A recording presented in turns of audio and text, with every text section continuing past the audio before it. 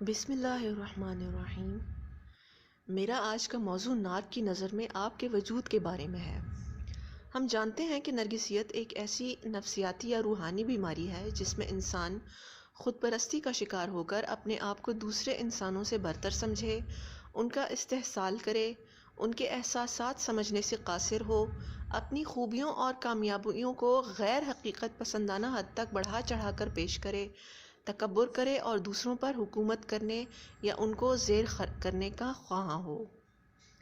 نارک اپنی ذات میں اس قدر کھویا ہوتا ہے کہ اس کو اپنے آس پاس کے انسان خود سے الگ اور منفرد انسان نظر ہی نہیں آتے، بلکہ اس کو لگتا ہے کہ ان کے وجود کا مقصد صرف اور صرف اس کے اہداف کو پورا کرنا ہے۔ مثلاً نارک کی تعریفیں کر کے اس کو اس کی بڑائی کا یقین دلانا، اس کی ہاں میں ہاں ملا کر اس کو اپنا آقا تسلیم کرنا، اپنی خوشی کو اس کی خوشی پر قربان کرنا، اس کے نظریات اور اسی کی سوچ کو بڑا ماننا، اس کے حق میں اپنے ذاتی حقوق سے دستبردار ہونا، اپنے رتبے کو چھوڑ کر اس کو بڑا ماننا، یہاں تک کہ اپنی ذاتی زندگی کے چھوٹے اور بڑے دونوں طرح کے فیصلوں کا اختیار بھی اسی کو دے دینا، وغیرہ۔ اس کے سامنے آپ کی پسند اور ناپسند کچھ بھی نہیں، آپ کی رائے ناقص یا بالکل ہی غلط ہے، آپ کی کامیابیاں بالکل صفر ہیں بشرطے کہ آپ ان کا صحرا بھی اسی کے سر کر دیں، وغیرہ۔ غرض آپ اپنے وجود کی مکمل نفی کر کے صرف اس کے وجود کو تسلیم کر لیں۔ اس کا عقیدہ ہوتا ہے کہ وہ دوسرے انسانوں کی زندگیوں کا مرکز و محور ہے اور وہ انسان دراصل اس کی بندگی کے لیے پیدا کیے گئے ہیں۔ نارک کی نظر میں ان انسانوں کا اپنا الگ کوئی وجود نہیں، اسی لیے وہ ان کو اپنے وجود میں ایک طرح سے ضم کر لیتا ہے تاکہ ان کی اپنی الگ شناخت ختم ہو جائے۔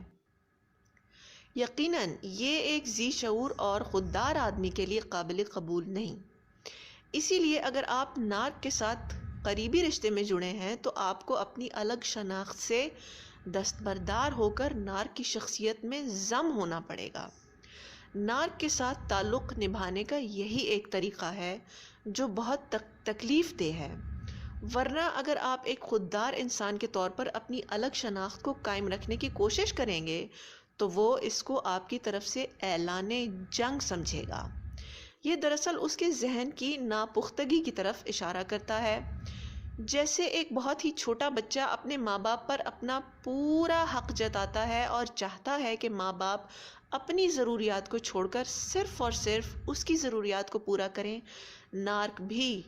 ذہنی پختگی کے لحاظ سے اسی درجے پہ جی رہا ہوتا ہے۔ یوں لگتا ہے جیسے نارک ایک چھوٹا بچہ ہی ہے جو ایک بالغ کے جسم میں قید ہے اور خود بھی ایک سزا کاٹ رہا ہے، کیونکہ اس کی اپنی زندگی بھی کبھی سکون میں نہیں ہوتی۔ ایک بالغ کی حیثیت سے وہ اپنی جذباتی اور مادی ضروریات کو پورا کرنے کا خود ذمہ دار ہوتا ہے اور معاشرہ اس سے یہ امید رکھتا ہے، مگر نفسیاتی طور پر چونکہ وہ بچہ ہی ہوتا ہے اس لیے اپنی ضروریات کو دوسروں سے پورا کروانے کا عادی ہوتا ہے۔ ایک چھوٹا بچہ آدھی رات میں اٹھ کر دودھ کے لیے چیختا ہے اور اپنی ماں کے آرام کی ضرورت کا بالکل خیال نہیں کرتا۔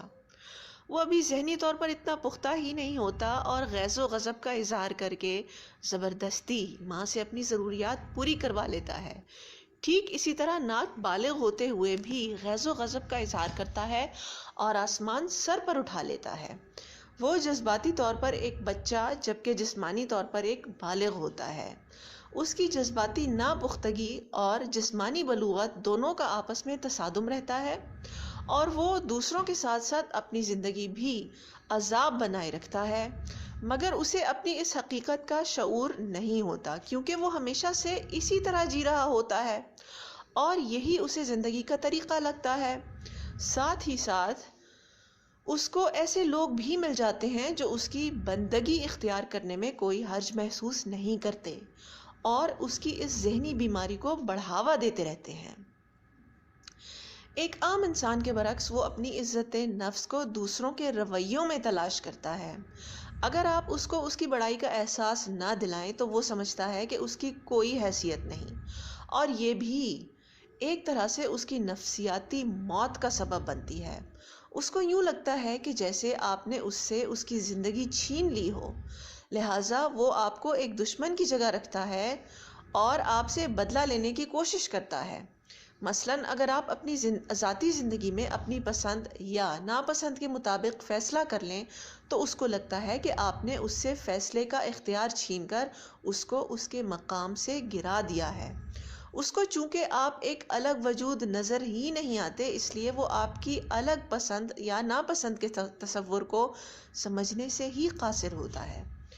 وہ آپ کی ذاتی حدود کو پامال کر کے بار بار آپ کی زندگی میں اپنی مرضی کے فیصلے کرتا ہے